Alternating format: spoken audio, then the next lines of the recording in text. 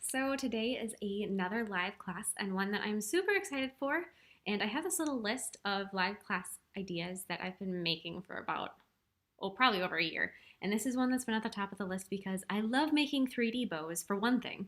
And they're just such a cute little element that I think of as quick and easy to add to a design just to give it a little bit of that 3D element. And like I said, I find them to be a very quick, easy element to just add in when I feel like a nail needs a little bit more pizzazz. But every time I do a design that has a 3D bow, I get a bunch of people saying that they have tried to make 3D bows and they just haven't worked out, whether they're with gel polish or acrylic. There's a lot of people that have come to me saying that they struggle with 3D bows. And I think it comes down to probably the products that you're using almost more than techniques, because the techniques for making 3D bows I think are pretty straightforward for the most part. And so we're going to talk probably quite a bit about products instead of so much about the creations, even though we are going to make some. We're going to make a 3D bow with some gel polish, and we're going to make a 3D bow with acrylic. So we're going to do some 3D work, but we just really got to get the products right, because that's such a key element to making bows that are going to be sturdy, flexible, and actually work.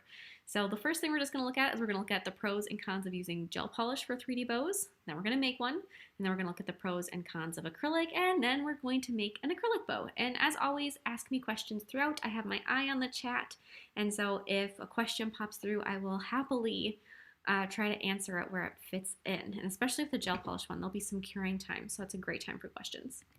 So now for gel polish, like I said, you want to look for the right brand, a brand that's flexible. And it's hard. It's really hard to find a brand that's flexible, especially one that's flexible enough to make 3D bows, because they have to do that little bend almost all the way in half without breaking. And a lot of times what'll happen is you get all of your gel polish material made and you'll go to fold it over and it will fight you. And it'll be really tight. And you're like, oh, I got it. And then right when you think you have your bow, the half of the bow made, the place where it bends will just snap and break. And that is so disheartening. And I know that is just something that happens really frequently. The other thing is you want a color that has one coat coverage.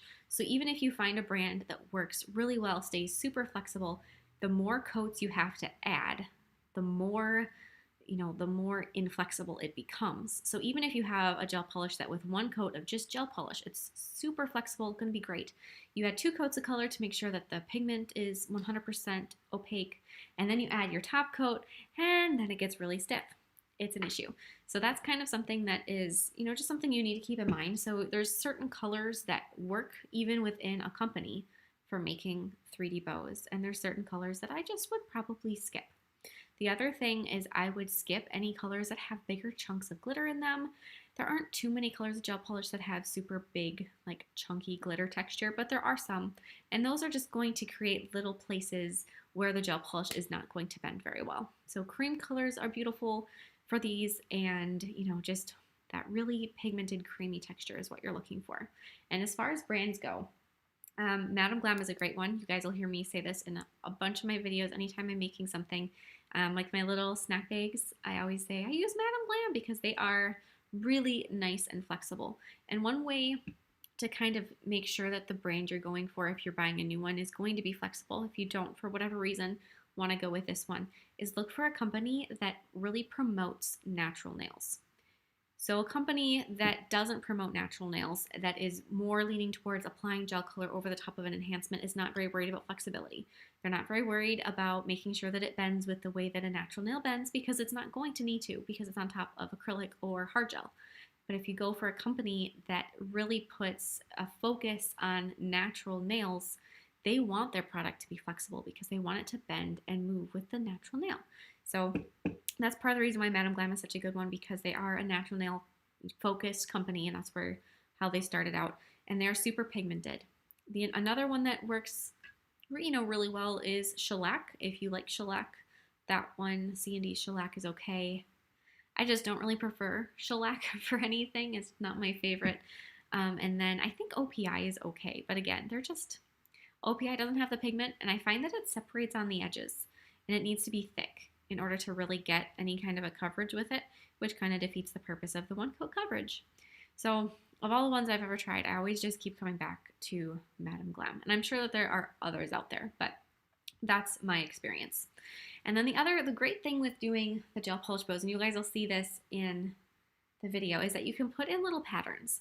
So you want to keep them fairly simple, not too many layers deep, but something like stripes or polka dots or, just something cute and little is absolutely possible. And so you can have some fun. You can make a zebra print bow if you wanted to. Today we're going to make a polka dot one because I wanted it to look like Minnie Mouse. So we've got our pink, and then I have some white to add the polka dots with. So you guys will see how easy it is to add the little patterns within the material. And then this is something that I guess is only important if you want to be making these ahead of time, if you want to be making them, like say you're working in a salon and you're making bows for clients for the next week, 2 weeks, months, just getting some made ahead so that if somebody asks for one, you can just pull it out and not have to make it during the service. You need to keep those bows away from sunlight because the longer the bow is in the sunlight or, exposed to your lamp, it's going to get more crispy. It's going to get harder and harder and more brittle. So then the client wears it, and even as you're pressing it onto their nail, it may break, which is super disappointing. And even when you're wearing them, like I said, in the next little bullet point, the longer you wear them, the more brittle they become. So if you're wearing a gel polish bow for 3 days, a week, you're probably fine. But after that 1 week time frame, they tend to break. And so you might notice that, like I said, where it bends, it'll just snap and it'll flatten. And that is just something to keep in mind. So I do have a fix for it. And so I'll be showing you guys that too. It's just a little bit of builder gel over it to take it from being flexible. If you want it to be flexible, you kind of got to get rid of that to make it more durable. So we're going to do some builder gel on top of our bow. But then otherwise, these are very easy. This is almost like a paper craft. You make your little piece of gel polish material or gel polish paper, you cut out the shape that you need, and you glue it together. And hopefully after the end of this, if you guys have any questions, like I said, let me know. But a really big part of this is just making sure that you have a brand that's flexible. And I think that's probably the thing that really trips people up the most, is that their gel polish just doesn't do it. And in my experience, any of them off Amazon, if they're an Amazon brand, they're not flexible. They may seem flexible, but for something like this, they just don't do it. They don't have the technology. They aren't invested in this as much as a dedicated nail company is. So I would steer people away from that, and I would steer people away from using any kind of cosmetic item, whether that be makeup, nail products, skincare, hair care, that is a Amazon only company, because you really don't know what you're getting. The United States and a lot of other countries, besides maybe Europe and Australia, they're a little bit more on top of things. But a lot of countries don't regulate that stuff, hardly at all. So when you have no idea what you're going to get. So I would never buy monomer off of Amazon. This is really kind of a side note, but just something I felt like I needed to mention. Just, be cautious. Do what you got to do, but be cautious. So now, what we need for making our gel polish bow. We need our gel polish. You need gel top coat, a silicone mat, and I'll talk about the silicone mat a little bit whilst this stuff is all curing. You need a pair of manicure scissors, some nail glue, which everybody knows I love nail glue, and some builder gel. That part's optional if you want to make this, like I said, just a little bit more durable and super heavy duty and strong. So I'm going to pop on a pair of gloves. This is something I didn't really mention, but if you did watch my gel polish or my gel live class or my acrylic live class, you know that I preach gloves, and I've got pretty ones now. Aren't they nice? But they just came in the mail. Gloves are a hot commodity these days, and it took a lot to get them. It took a lot of staring at a website, waiting for them to drop to get them. All right, I'm gonna move on. So here's my pretty tabletop, and you guys can't tell necessarily, but I do have a silicone mat on top of my tabletop. So I'll show you this. I'm going to fold it back so you can see I've got this mat, and it's kind of a clear color, so you can see I have a piece of pink paper underneath it. So that's what my background is, and this is the background for all of my videos. I always have my silicone mat on my table because it's super duper easy to clean, and then if I do need to make anything with gel, I can. So this first color that I'm going to be using is from Madam Glam. It's called Little J, and it is a beautiful pink. So we're going to apply this straight to our silicone mat, and we're going to do it in a fairly large rectangle. You want to make sure that this is very thin though, because as you're doing this, the acrylic, or not the acrylic, the gel is going to try to pool in the center of your bow or of your material. We're going to focus that a little bit better. There, that looks more crisp. So it's going to try to, like I said, pool in the middle. And you don't want that to happen because that's going to cause two problems. One, that's going to be a spot where it's not going to be as flexible, which, you know, as I've been saying, flexibility is key for this.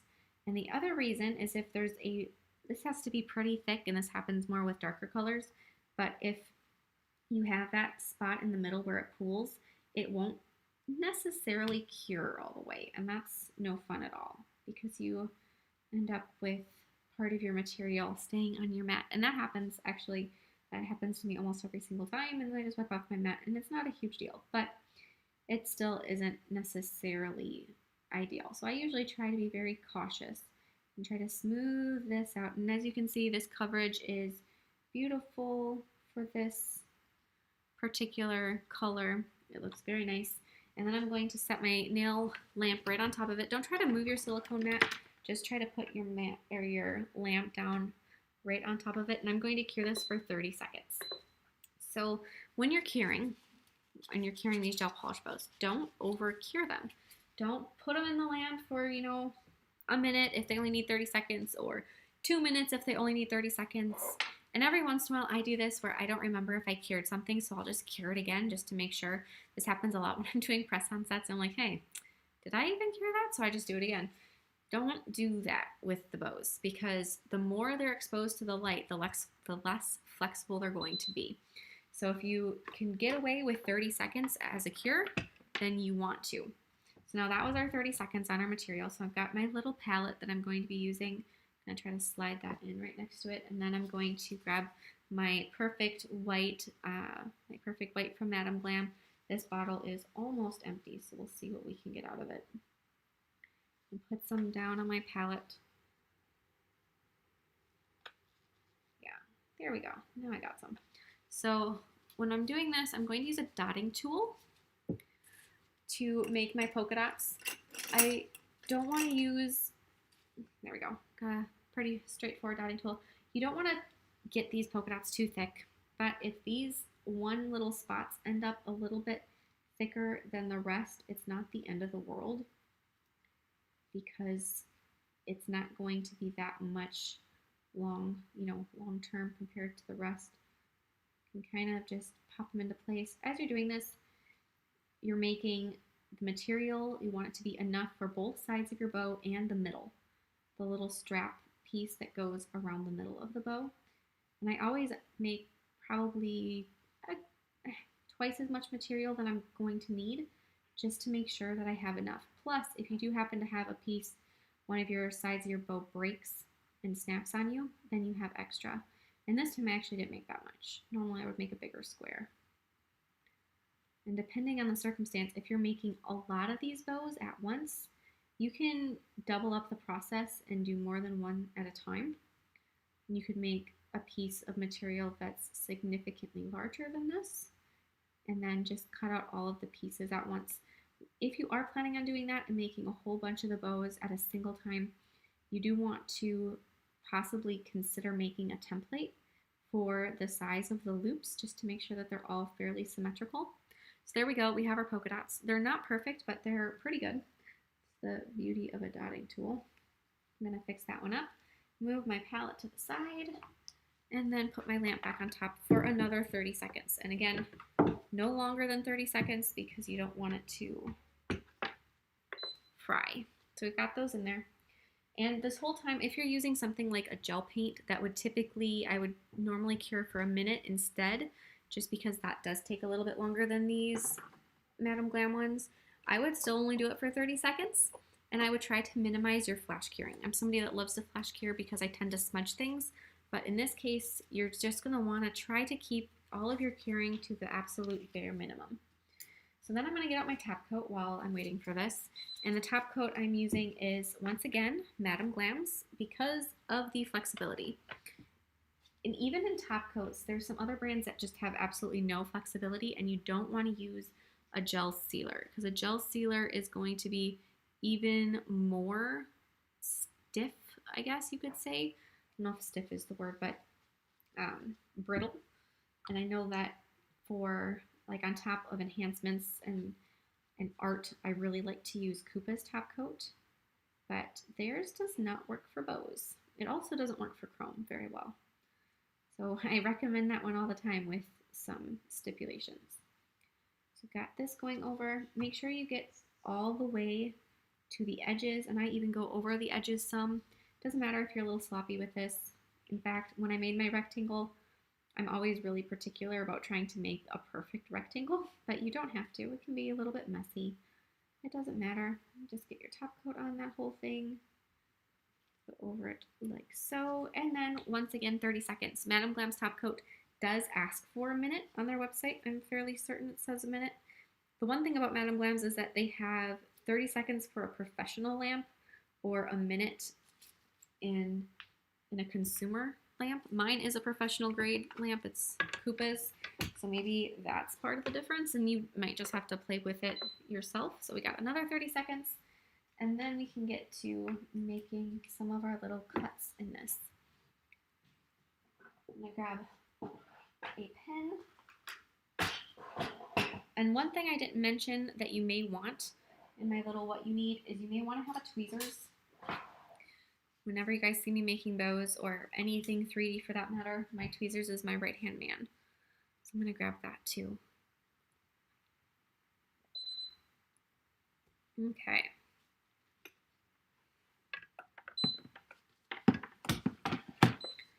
So here's the marker I'm using.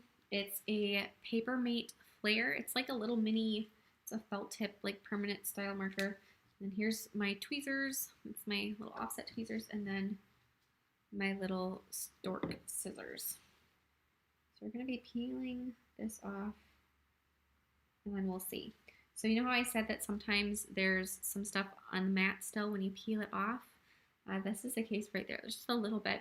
And so if you want to, you can just take and wipe that off. I'm just going to wipe it off with my hands since I'm wearing a glove. And that is good enough. But then when you look at the other side, if I can pick this up, there we go. If you look at the other side of your little piece of material, and I'm going to change this to autofocus, so you guys are going to get that pesky square in the middle, but it'll, there we go. It'll just look a little bit more crisp, even with the pesky square. There's some shiny spots on the underside of the material, and I know for me, it's very tempting to put this back in my lamp so that those shiny spots are all fully cured, but eventually they will be. And so don't try to not be tempted to do that. If they're really bad and they're like sticky and wet, then maybe you'll want to, but I would just recommend holding off. So I'm gonna set this down, and I'm going to show you the shape that we're trying to do. Now, normally I don't draw on them because I don't want to have any chance of this mark going through my bow, but just for the purpose of teaching this class, I'm gonna show you kind of the shape we want. So you want to think of it as like a big petal. Just like that, with fairly flat ends. And sometimes if you make a little drawing like this first, it can really help you when you go to start cutting. So you got your flat ends on your little shape, and then we're going to duplicate it, or do our best to duplicate it. It doesn't have to be perfect. In fact, like I said, I never do make these little drawings like this. It's just a little extra help if we need to. And I do have quite a bit more space if I do end up needing to make another piece out of this. I can. So you're going to take your little manicure scissors, and if you don't have a pair of manicure scissors, a regular pair of scissors works too. The reason to use a manicure scissors is that they're very, very sharp, except for mine that are kind of gunky, but typically they're very sharp, and they're just a little bit more precise. And so for cutting something like this that's delicate, it's just a nice thing to have. So I'm going to try to cut to the inside of my marks, at least somewhat, to not have them show all the way, but to an extent that's not going to work. We're going to do what we can.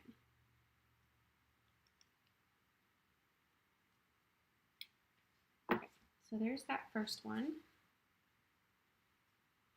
And then I'm going to snip off the ends. You don't want them to stay pointy like this, because that's going to make the two loops of your bow very widespread. Turn this around, and you can make these in any size you want. You can also make like the 2-piece ribbon bows instead of just the single loop. And as you can see, this is flexible and it will bend. So now that I have the first one done, I'm going to set it to the side. I'm going to cut out the second one. One thing you could probably do if you want to make these marks on the back is you could then take and wipe off the back of each one with some isopropyl alcohol, and all of that marker would go away.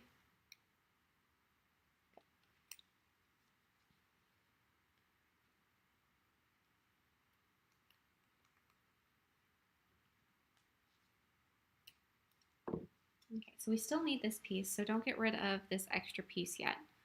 Just put that off to the side and keep that. Flip this over, cut off the ends. And then out of this piece that we have left, we got our two pieces of our bow. We want to keep those away from our scraps. Then we're going to take this, and I like to look at it so that I know what I'm cutting out of it for my middle piece, because for this particular instance, I want to have a row of the polka dots for the middle of my bow. So I'm going to cut it with those, and cut my glove too, but cut those specifically so that I have a row of polka dots that'll go in the middle. So I'm gonna put all those pieces. I can't stand having these little scraps in my view, so I'm gonna get rid of them. Try to. Everything kind of sticks to the silicone mat. Move all of that out of the way. All right, now we get to start playing with nail glue. I'm sure you guys can all sense my enthusiasm. The nail glue I'm going to be using is the Ugly Duckling Brush on Glue. We're going to open that up. It's nice to have a glue that has a precision little brush on it instead of the kind that is the little squeeze tubes. Okay, so I'm going to pull my gloves up so I hopefully don't get anything stuck to myself. And then I'm going to grab our little tweezers. We're going to put the tiniest amount of glue on one of those flat ends. Just a tiny, tiny bit. Then I'm going to fold it over, and then with the tweezers, pinch and hold it. So while I'm holding this, I'm going to try to turn it to show you.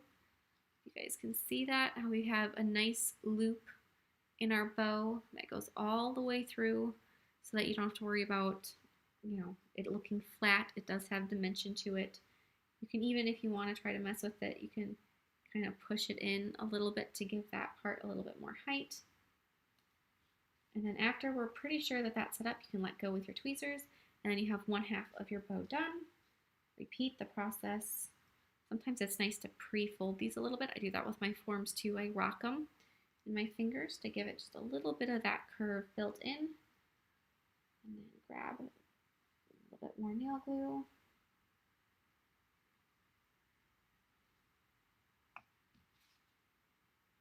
Fold it in half. And pinch and hold. And since we did the little bit of extra height on the first one, I'm going to do the same thing on the second one and just gently push it. When you're bending all of these pieces, if you can feel the gel start to resist and you can feel that it's not wanting to bend and it's just really stiff feeling and it almost feels like it's about to crack, stop pushing on it because it will probably crack. And if you can avoid that at all costs, that is the way to go. So now we have our two halves of our bow. They're looking like the perfect iconic little Minnie Mouse bow. Then we're going to glue the two sides together. So look at them and decide what you want to be the front and the back. Pretty sure I want this to be the front of that one and that to be the front of that one. So now that we have that plan, because you never know, sometimes one side looks just a little bit better, especially when you have a pattern in like the polka dots. One side is probably going to just be your favorite. You can grab both halves and then hold them together. If you want to grab your tweezers to hold it for this too, you can. Sometimes it's easier just to use your fingers. Be holding that in place. Hello everybody. Like I said, I was watching the comments, so I do see everybody waving. It's so nice just that there's these little nights that we can get together to chit chat nails. So then there we go. This one is not quite glued. I'm coming unglued, everybody. No, yep, there it goes. So this is where the issues come into play because the gel top coat does not like to hold nail glue. So if you have a glossy gel top coat, and even on other nail designs, I can never get my glue to stick to glossy gel top coat. And a lot of times I end up using builder gel for it, for things, or even gel top coat. So we may end up doing that now, just because doing that first part where you fold them together certainly works with nail glue. But sometimes this part just is a stickler. So we have our builder gel here anyway. So I'm using the gel bottle ink, and this is just their clear build in a bottle. And I'm going to grab my clear flashlight out from my cabinet. There we go. And now this part we're going to just set down on my little work surface. All right, so we have the 1/2 build in a bottle. So basically, whenever you're making anything 3D like this and it's not working for some reason or another, just rethink it. This happens with anything. Whenever I'm making anything, sometimes the first try doesn't, go as planned. So then you have to rethink it. So that can just sit there because the builder gel is a little sticky, so they're not going to go anywhere. And you can flash cure it like this. And then this little flash cure flashlight is super helpful. This one happens to be from Wildflowers, but I've heard a lot of people say that they've gotten them off of eBay, or probably eBay is the best place for it, and they're $4 to $10 in that range. So now that we have that, that's a lot more secure and stable. Or not. See? Proving me wrong. That's funny. Okay, we'll try that again. A little bit more builder gel. Put that down. So whenever I make gel polish bows, I usually always, they're quick and easy. And I still consider them to be quick and easy, even though sometimes they are trouble and pain in the butt. But I do know that they don't always work out the first time around because there's a lot of things that can go wrong. And if you're using a color that you've never used to make a bow before, you should probably just be advised that it can cause you some grief. So I'm going to put a little bit more of the builder right over that connection, just to make sure that this doesn't come apart on me again. And cure it. Okay, so now we should be good. So at this point, I'm going to show you the next little tip that I have for you. And this is what to do if you want your bow to be a little bit more stable and not break. So you don't have to do this around the entire bow. You really want to just go around whatever's going to be the front of the bow and kind of down around the side. So you're going to take your clear builder gel and you're going to apply it around like this. It doesn't have to be a thick layer, and it doesn't even really add that much, bulk to it, but it adds quite a bit of strength. And if you don't have builder in a bottle, you can use just builder gel that's in a pot, and that works too. Apply that over the top. I'm going to flash cure this side.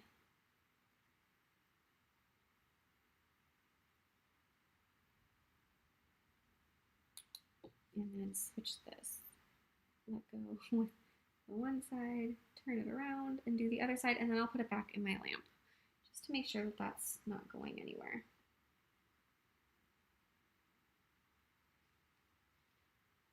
Right around the whole thing. That's kind of one of the benefits of not feeling like you can't experiment with nail products, is if you play around with this stuff enough, you kind of have a knowledge base to know what to do when things don't go as planned. So here we go. So now that's got that full coverage, and I'm going to flash cure it too, just so that it doesn't get stuck down to my lamp when I put it in there. All the way around it.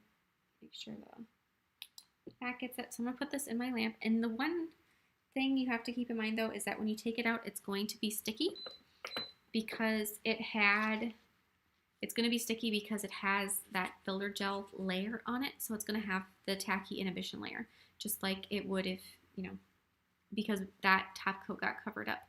So you either have to cleanse it really well, which is probably the route I'm going to take. I'm going to cleanse it, or just apply another layer of top coat. And if you do decide to apply another layer top coat, just keep in mind, more layers of stuff you add, the more bulky it starts to look. But I'm gonna grab some isopropyl alcohol, the little wipey thing, so that when that comes out, I can just wipe it down really quick. And Roxana, you made the kawaii toaster. That one is so cute, and I know I mentioned it in the video. That was a case of something that went wrong the first time I tried to make one a few years ago, so I had to come back to it. And that's kind of the great thing, is that there's so many recurring techniques with nail products that if a design or a concept doesn't work once, it probably will eventually. You just have to keep thinking about it. Okay, so here's our little bow. We're going to give it a nice cleanse. Get rid of all of that tacky layer. And then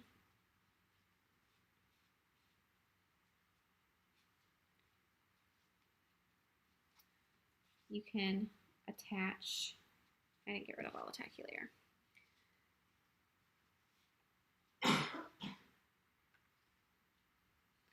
Okay. Thank you for saying I make it look easy. This bow has been probably one of the most difficult 3D gel bows I've made in a while, which is, of course, the one that happens on camera. But that's good because you guys get to see the troubleshooting process. So now we've got that little middle strip that I cut out. Can't catch it. There we go. Cut out. Come on, camera. There we go. Little middle strip that I cut out. I'm going to fit it across the middle of my bow. And if you find, I always try to cut them a little bit wider than I think that they may need to be, so that if I need to, I can make them thinner, but you can't go back and make them thicker.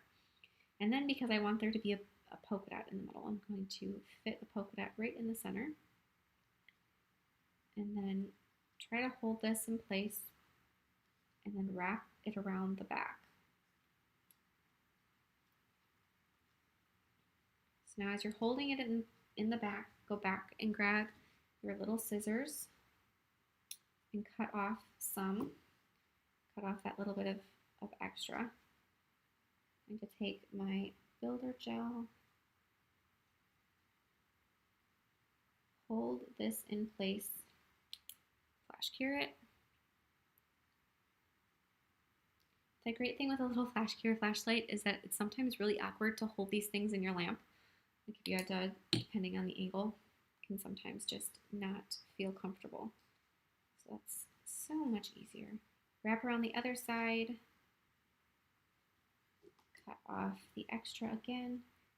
Keep in mind that this is the back of it, so it doesn't have to look perfect. If it looks, a little messy on the back of it, it's going to eventually get glued down to the nail that it's going to be on, so it doesn't matter. And with that being said, you don't have to only make these for nails. If you get just really into making little 3D bows, you can use them for earrings. You could make bigger ones and use them for hair accessories.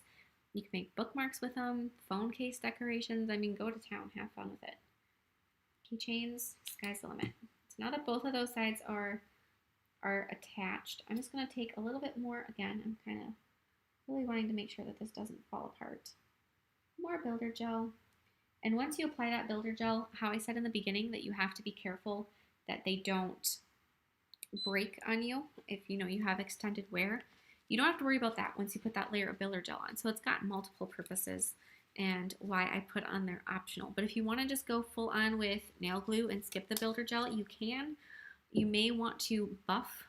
We're going to glue the pieces together just with a buffer block. It takes a second so the nail glue has something to grip, so it doesn't just laugh at you like mine did today. So now we pretty much got our little gel polish bow done.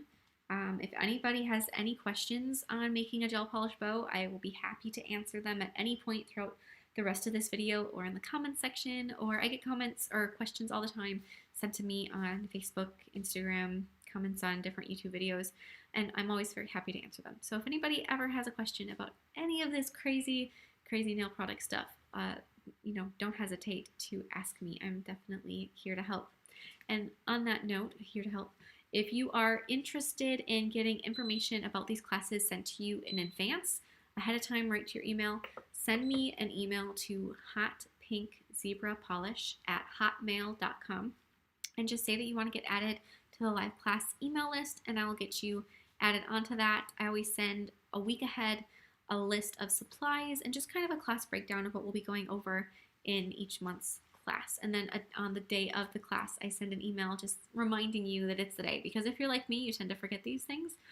I know that I wasn't very prepared for this particular class, and all throughout today I remembered things that I had to do and had to add to it because I kept forgetting stuff. So that little reminder also is a reminder for me when it goes out because I schedule these things. So we have our little 3D bow done.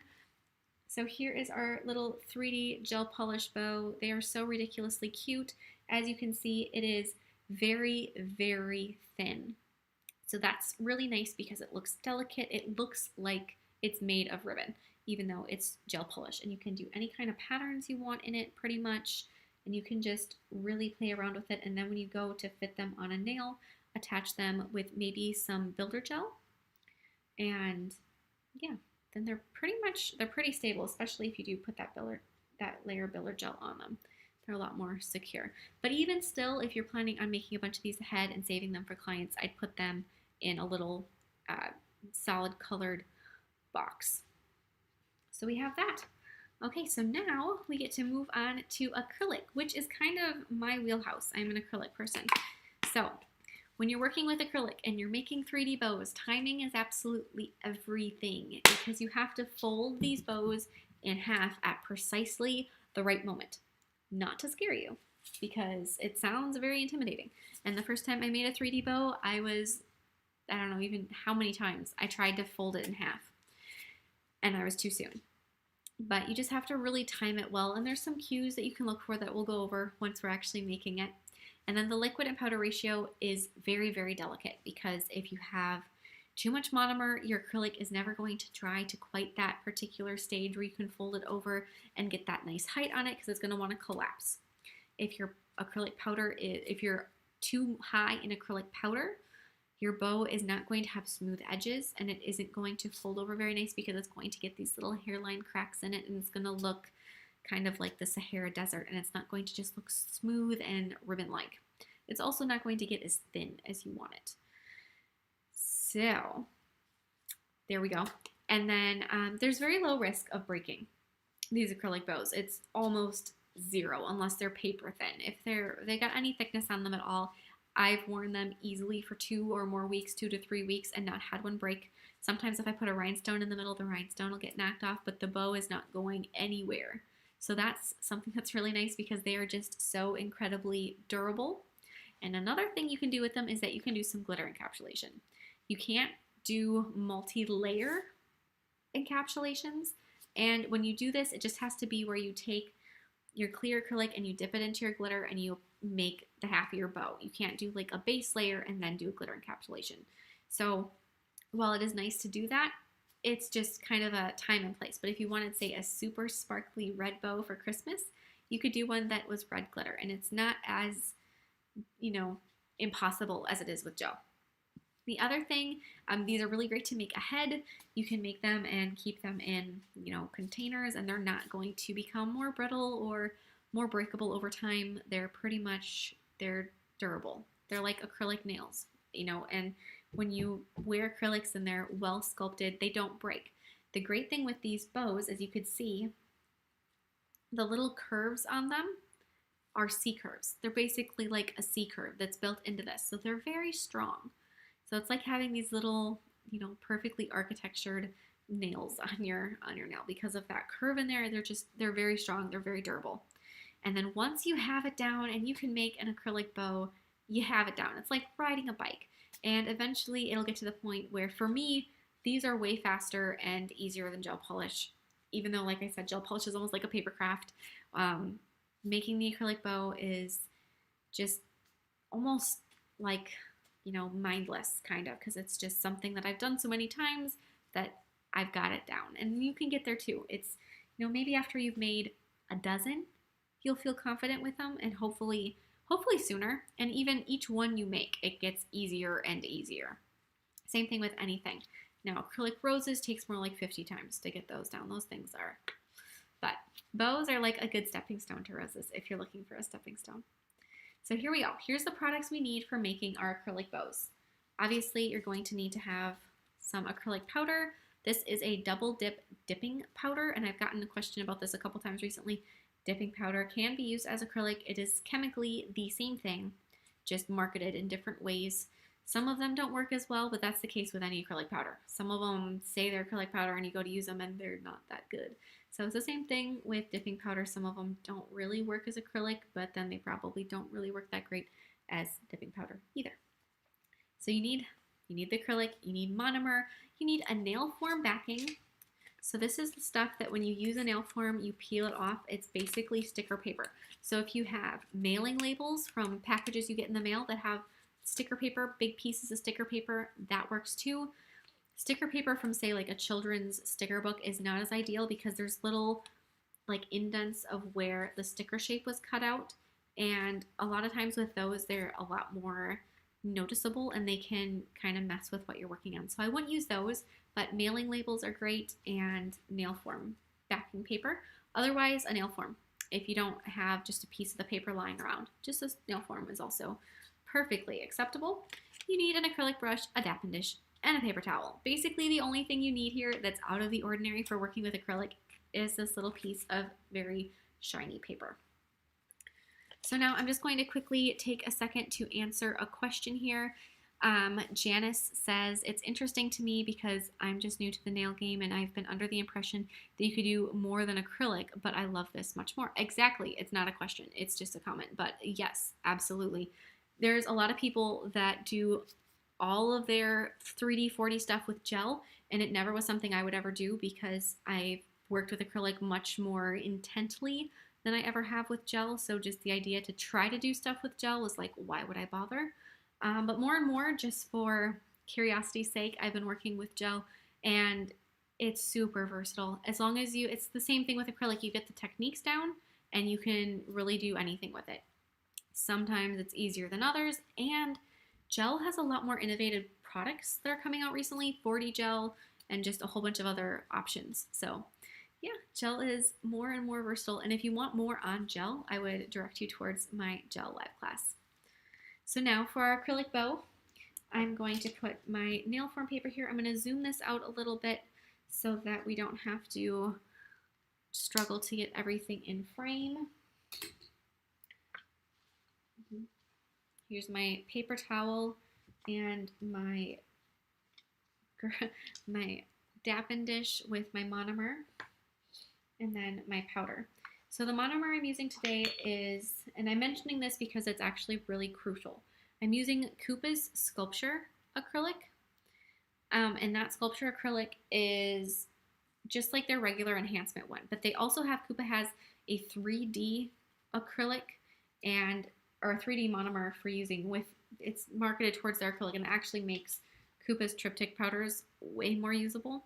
And that one is absolutely phenomenal, and if you've never tried it, I highly recommend it, but it is fast setting.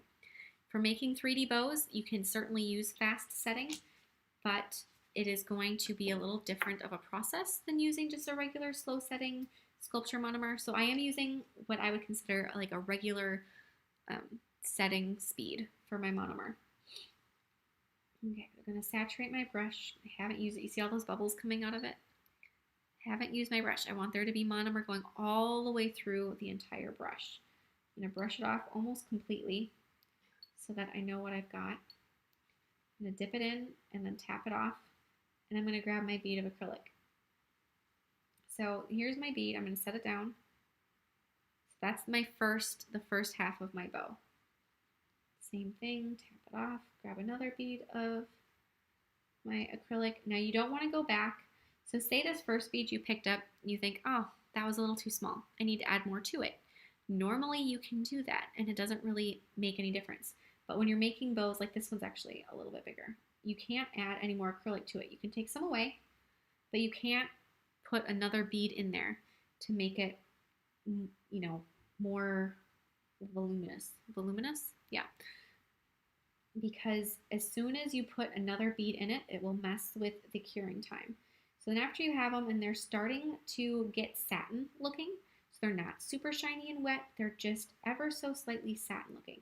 You can start patting them out and roughly getting them into that shape that we cut, just like how we cut our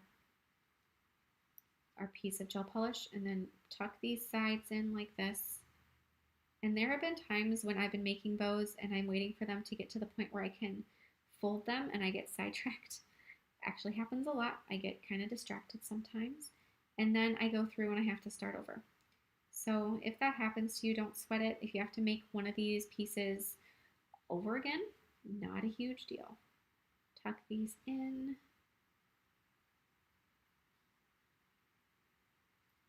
Okay, so now that we've done this, we don't really want to mess with them too much once we're happy with the shape.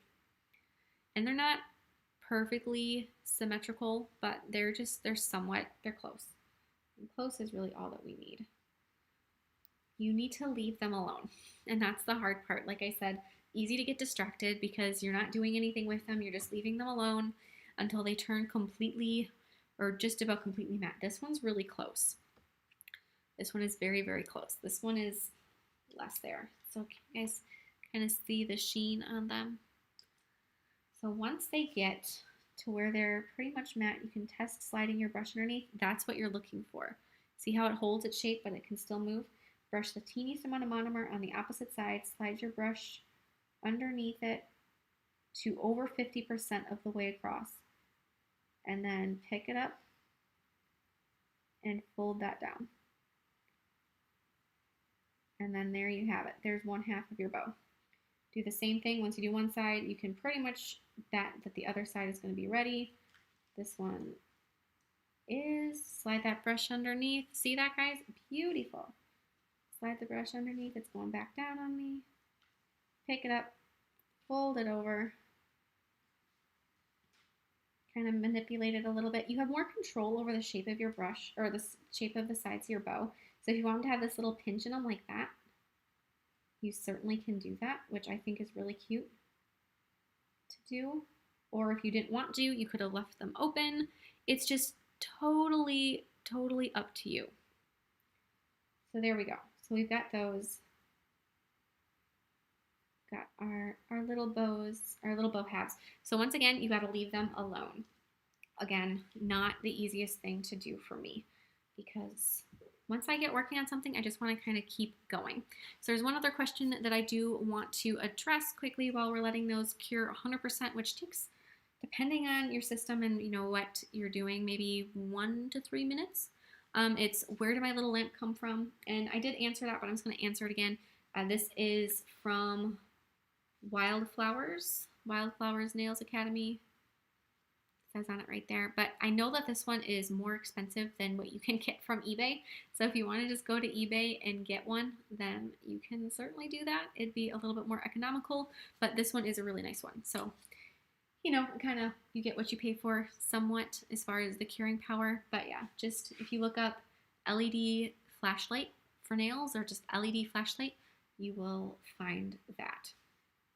So now when I'm making these little bow pieces, one thing I like to do is I like to make them to this stage and then attach them to the nail before going on to the next step so that they kind of have a bit of the curve of the nail so that they're not super flat and they don't stick. And so imagine that this is the curve of our nail. If they're really flat, there's going to be these gaps on the curve. They're not going to kind of fit around the nail. But if you have them at this stage, see, they're still a little flexible. You can kind of hold them down and glue them down so that they don't stick up as far. And that isn't necessarily as visually pleasing, but it prevents your hair getting snagged in them as much and just kind of pesky things like that. I know that I really like to make different types of baked goods. I make bread fairly often and biscuits and different things that I have to knead with my hands. And whenever I have something like this on my hands, it's guaranteed by the end of like 2 days, they are covered in some kind of dough because I'm kind of a work with my hands type of person and I should probably wear gloves for this, but I don't. I like to feel the dough with my hands. So my bows always end up kind of gunky. So these should be pretty good now. Yeah, they're pretty good. And so I'm going to grab my little tweezers and I'm going to place them. I'm going to turn them around. So we have some time here to look at this. You can put your bow like this where you tip these pieces down a little bit, and that gives it kind of a, you know, behind somebody's hair, like a hair bow that's slightly drooping because it's made of ribbon type of look. Doesn't look as crisp. Otherwise, this is never the look I go for if I'm doing it on top of a gift box. I don't know why, just my personal preference. But if I'm doing this on a nail and I want it to look really girly, which I suppose any 3D bow is gonna just be inherently girly, but this seems like the extra girly option to me. Otherwise, if I want it to look a little bit more precise, you can straighten these out and place them just like that, and then you have your classic bow. And you can do that for both the gel polish type bows and the acrylic bows. Either way, it works. And right now, just before I go any, well, hold on. We're gonna do the next step and then I'll do what I was gonna say. So we can take and just attach these together with a little bit of acrylic. It doesn't take too much at this particular juncture.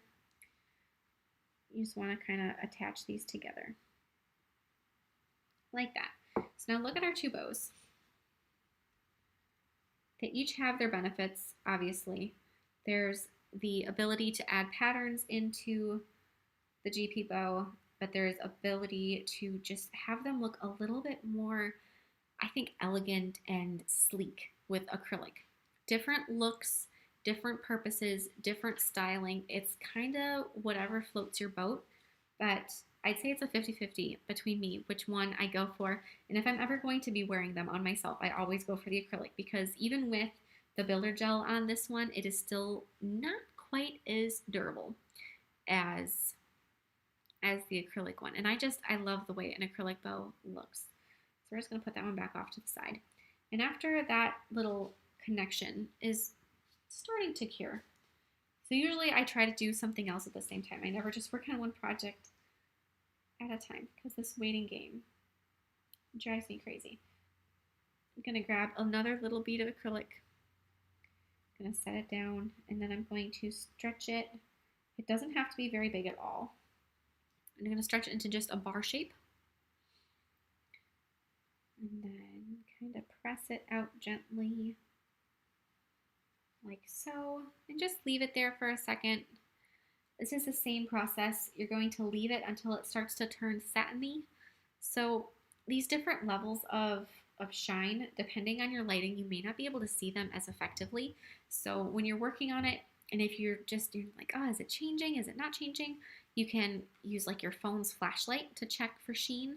Otherwise, get, a couple table lamps, or just do something, because I know that there's been times when I've been working on something quick during the day and I have natural sunlight coming in instead of my ring light like I have when I'm recording, and you can't see the sheen nearly as well, just because the lighting is more dispersed. It's not as direct.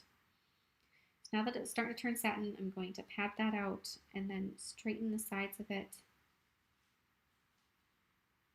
The tip of my brush.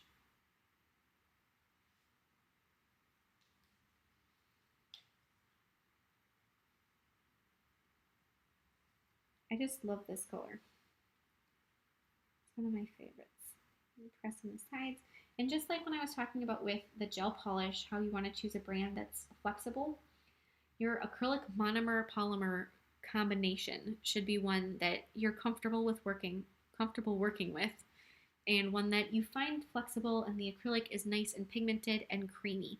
And if you've never worked with an acrylic that you would describe as creamy, you're not working with the right types of acrylic, because some of them aren't. There's a few brands that I use occasionally just because I have them and they're a unique color, but they just don't apply very well. And I'm not gonna, the gelée colors from, let's see, I'll grab one. Everything's behind me.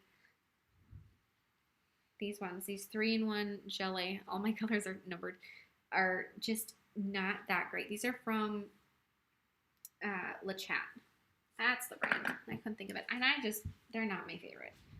But, everybody's got different favorites. So now that that's turned matte, we can place it over that, put it down, wrap it around, pick up your bow, and then tuck the ends underneath. like so. Once those ends are tucked underneath,